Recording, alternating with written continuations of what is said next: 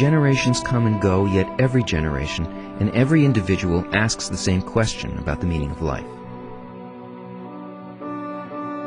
This happens especially at times of war, of global suffering, and during the periods of misfortune that befall each of us at some point in our life.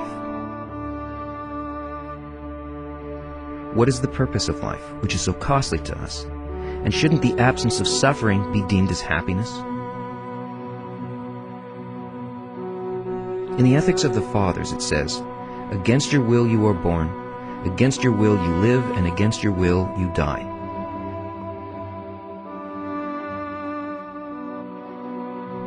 Each generation has had its share of misfortune. Nature created us, and we're forced to exist with the qualities that were imposed on us. It is as if we were only semi-intelligent beings, intelligent only to the degree that we're aware of the fact that our actions are determined by the characteristics and qualities that are inherent in us, and we cannot go against them. If we're at the mercy of nature, then there's no predicting where this wild, unreasonable nature can lead us. Constantly causing conflict between individuals and entire nations who, like wild animals, are engaged in a vicious struggle of the instincts. Yet subconsciously we cannot reconcile the idea of ourselves on one hand and primitive beasts on the other. If, however, the divine force that created us does exist, then why do we not perceive it? Why does it conceal itself from us?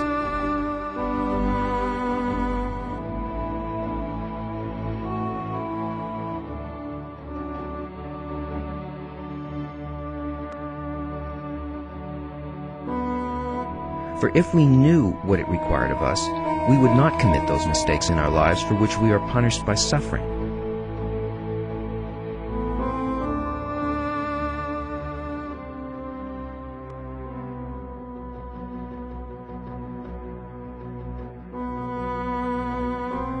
How much easier would life be if the Creator were not concealed from human beings,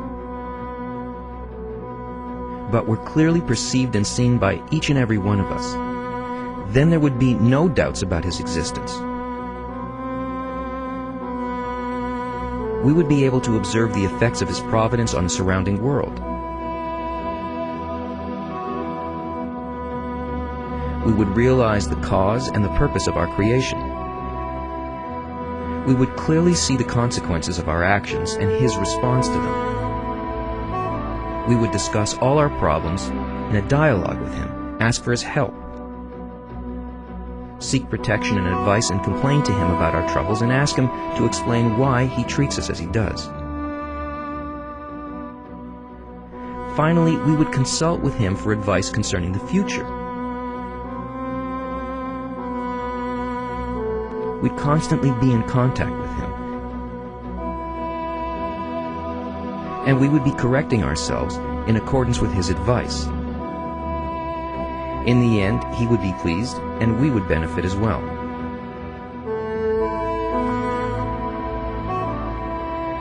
Just as a child is aware of its mother from the moment of its birth, so we would be aware of the Creator.